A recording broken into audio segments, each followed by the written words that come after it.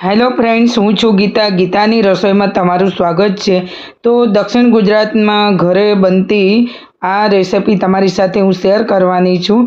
અને સાથે આપણે લીલા મરચાંનું શાક પણ આપણે એની સાથે કોમ્બિનેશન એટલું સરસ લાગે છે ને કે આ તમે રોટલી પરાઠા ખાઈ ખાઈને જો કંટાળી ગયા હોય તો તમે આ રેસિપી ચોક્કસ તમે જરૂર બનાવશો. તો ચાલો બનાવીએ. આ રેસિપીને તૈયાર કરીશું આપણે લોટ, પાણી અને મીઠું.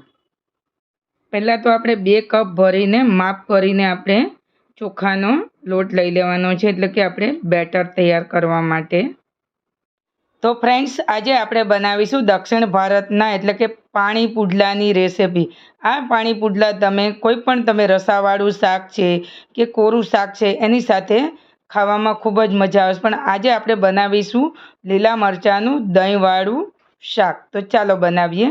જરૂર મુજબ પાણી આપણે પહેલાં તો એને જેવી રીતે આપણે લોટ બાંધતા હોઈએ એ બહુ પાણી નથી ઉમેરવાનું, એને થોડો થોડો લોટ બાંધતા જવું અને આ રીતે એનો આપણે હાથથી મસળી લેવાનો છે. તો આ રીતે આપણે લોટ જેવો બનાવી લેવાનો છે અને પાણી અને પછી તમારે હાથ અને આંગળીઓ વડે આ રીતે તમારે એને મસળતું જવાનું છે. આ પ્રોસેસ તમારે 4 થી 5 મિનિટ કરવાની છે અને તમારે ધીમે ધીમે જ પાણી ઉમેરવાનું છે. એકદમ પાણી નહીં ઉમેરવાનું, નહીંતર તમારું શું છે કે ગાંઠા પડી શકે છે.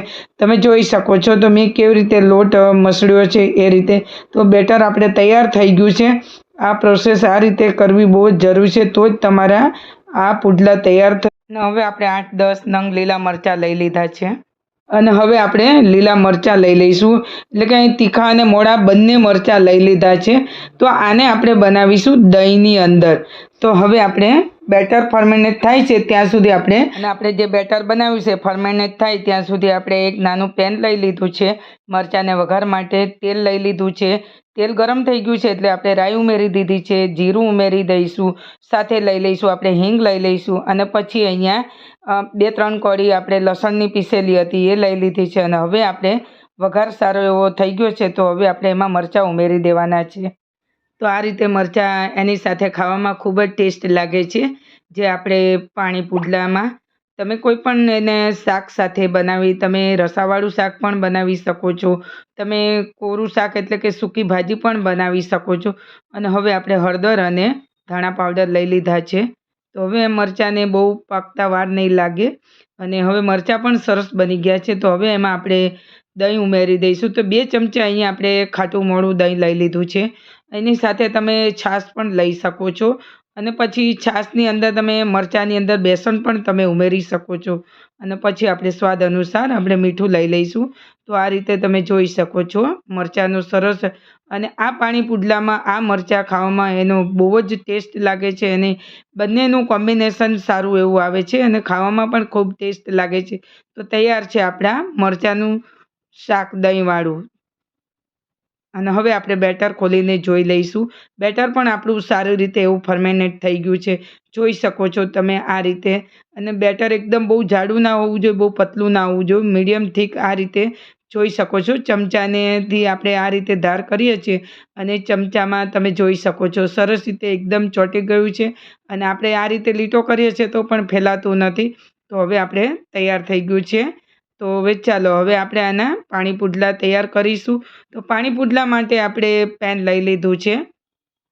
આપણા પુડલા ચોટે નહીં એટલા માટે અહીંયા ડુંગળીને આપણે એક અડધી રીતે કટ કરી દીધી છે અને આપણે થોડું તેલ આપણે લગાવી દીધું છે પેનમાં, એટલા માટે કે આપણે જે પુડલા બનાવીએ એ પુડલો એકદમ સહેલાઈથી નીકળી જાય અને ચોંટે પણ નહીં અને સરસ રીતે એને ઉથલાવીએ તો પણ ઉથલી જાય એવો આ રીતે તૈયાર થાય છે આપણો પુડલો.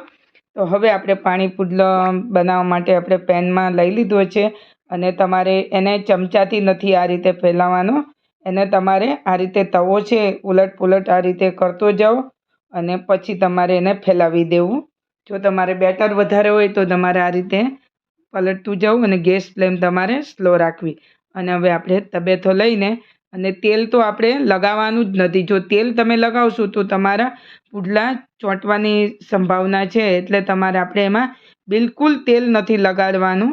તેલ લગાવવું હોય તો તમારે પહેલાં જ જ્યારે તવો મૂકતા હોય ત્યારે જ તમારે એને તેલ લગાવવાનું છે અને વારંવાર તેલનો ઉપયોગ નથી કરવાનો. લગાવવું હોય તો તમે પુડલો બની ગયા પછી તમે બંને સાઈડ આપણો શેકાઈ જાય એટલે એમાં તમે અને વારંવાર આપણે આ રીતે ડુંગળીને ઘસતા રહેવાનું. તમે ડુંગળી કે બટાકો કોઈ પણ તમે લઈ શકો છો. અને હવે આપણે એને આ રીતે થોડું થોડું બેટર લઈને આ વાટકીની અંદરથી તમારા કોઈ વાટકી આ રીતે લઈ લેવાની અને એના આ રીતે તમારે એને રેડતું જવું. અને તો જોઈ શકો છો તરત જ આ પુડલો ડ્રાય થઈ જાય છે. અને જો તમારે આ રીતે તેલ લગાવવું હોય તો થોડું તમે તેલ લગાવી શકો છો. એ બી તમે ક્યારે લગાવો કે જ્યારે તમારો પુડલો એકદમ ડ્રાય થઈ ગયો હોય ત્યારે જ તમારે લગાવવું. નહીં તો આને બિલકુલ તેલની જરૂર નથી પડતી હોતી. ફક્ત જીરો ઓઇલમાં જ આ બની જાય છે. તો હવે આપણા પાણી પુડલા આ રીતે તૈયાર થઈ ગયા છે.